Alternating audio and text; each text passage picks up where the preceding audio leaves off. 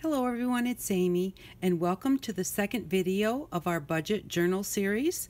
And I'm going to try and do a video and put it out each Thursday, but I also may be doing videos between, so we're not going to really call them weeks. We're just going to call it, this is video 2. So in the first video I did the awesome paper, and in this video I thought we would do our cover because the cover is going to let you know how big you can make your pages, and pages can be smaller than your cover, but they can't be larger.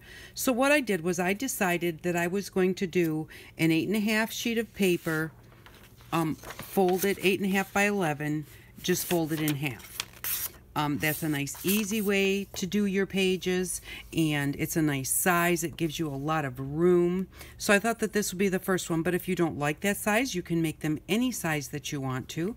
And what you're going to want to do is you're going to want to have twice the width of your page plus the width of your spine, and then I add a 1/2 inch so that I have 1/4 inch on each side after I fold it.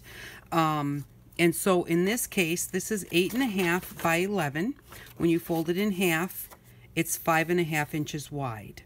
So I did 5.5 inches and 5.5 inches, which is 11, plus I added a 1/2 inch for 11.5. And I'm going to do a 2-inch spine. So I cut my cardboard 13.5 inches long. So I'm 13.5 inches long, and then this is 8.5 inches tall. And so I went ahead and I did my height at 9 inches. Now, with your height, you can do it exactly the height of your paper. I like to have a little bit of wiggle room. I like to have an extra 1/2 inch on each edge, because that way if I want to put tabs or something hanging out the edge or lace and I don't want it to stick way out, that 1/4 inch, not half, 1/4 inch on each edge, that gives me a little bit to play with. So I did this by 13.5 by 9 inches tall.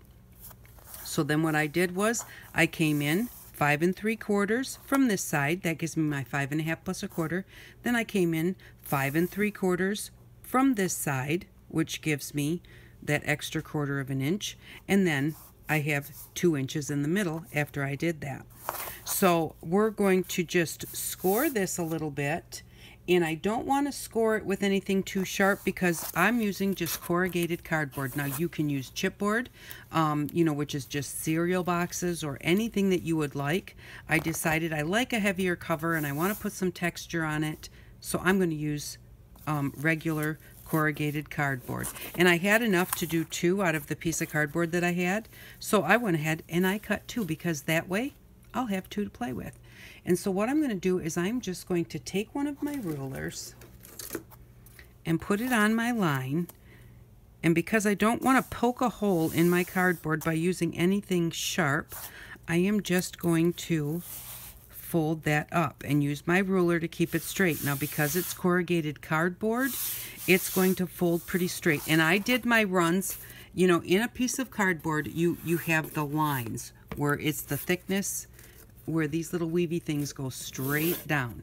So I put those up and down. That gives me strength up and down. That's your greatest amount of strength, and you'll have less chance of it, warping, going up and down.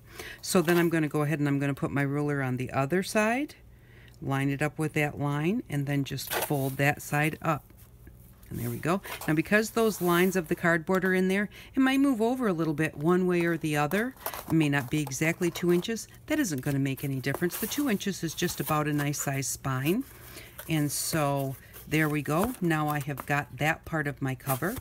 Now the way I like to put my books together is I like to hold my signatures in with one of these. This is a hair tie or a headband that I got from the Dollar Tree.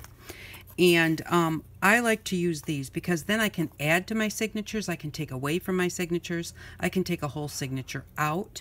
So I do like to use these. So what I have done is I'm going to do one of these books, I'm going to do with 3 rubber bands or hair bands.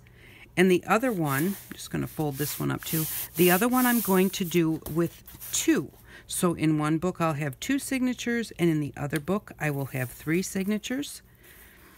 And what I like to do to hold my signatures in place is I like to just punch a half of a hole at the top. So this one I have marked for 3 headbands. And so because this is 2 inches wide, this is 0 on our ruler, I'm going to put one at 1/2 an inch, one at 1 inch, and one at 1.5 inches, and then the other edge here is 2 inches. So this is our 2 inches. And what I'm going to do is I'm just going to take my hole punch and I'm going to punch about 1/2 of a punch. Now, if these are not all exactly, I never get them all exactly right.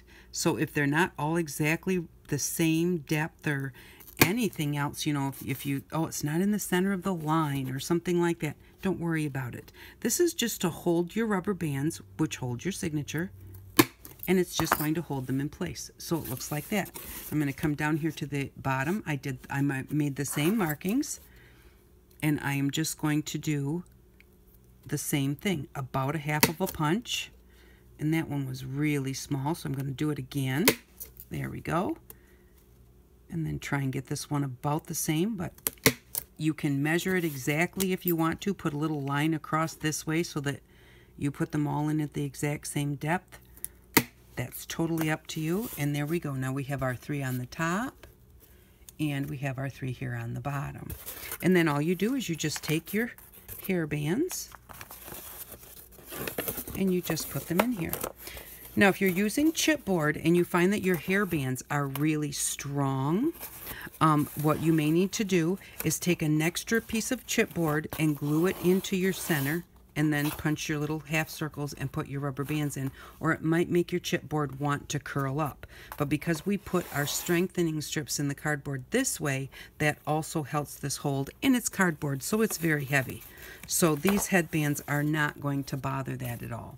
Now, it is going to bother me that I have 2 purples next to each other, so I'm just going to put those like that, and that's what it's going to look like. So now you'll have this on the outside, which I actually do like the looks of, but you can cover them if you want to. You can put another spine on here, which I will probably show you later on in the series to cover those up. But for now, we're just going to leave them like that. We're not going to completely put our book together. I'll show you how you just take your paper and just slide it in there like that. And there's your signature. And then I can put as many pieces as I want in there. That's stretchy, and I can take them in and out. So I really like the way that that works. Now for the one that we're just going to do 2 on, you're not going to get an exact with 2 inches. So what I did was I came in 5/8 of an inch this way, and then from the other side I came in 5/8 of an inch this way. That leaves me with 6/8 in the middle. And I'm not going to go down to 16ths or 32nds or anything like that to try and get an exact, so that's how I'm going to do it. 5/8 from each side of the 2-inch spine. And so just go in and punch those like that. Do the same right here. And there we go. Now we've got 2 and 2. So if you only want 2 signatures instead of 3, and I'm going to go ahead and just show you what that looks like. I didn't grab out enough of the hair bands, but that is going to look like this.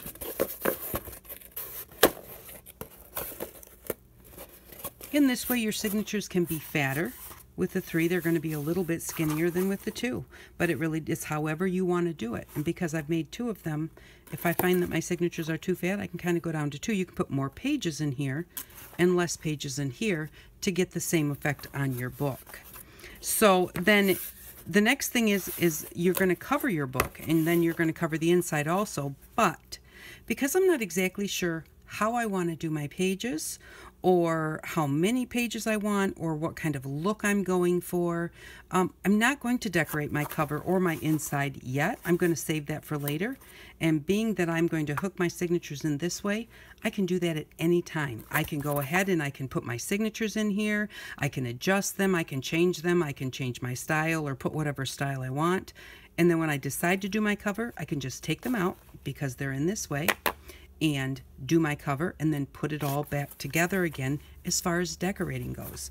But I wanted to show you, this is how I've constructed my cover for the journal that we are going to do.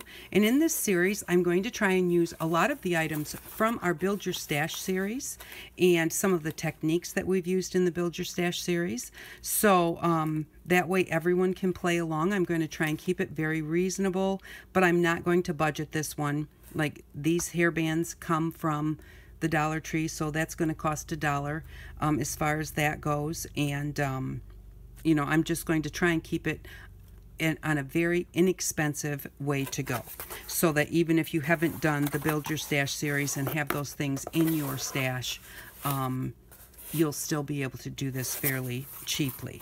So that's what I wanted to show you today. That was nice and simple, just the construction of the cover itself and how we are going to hook them together.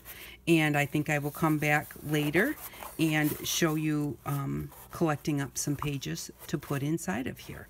So thank you very much for watching. I really do appreciate it. I hope that you enjoyed this series. We'll see how it goes. I had so many people ask me after I did the baby boy book and the little girl book to do a journal series and to show them how I did the different tucks and everything else.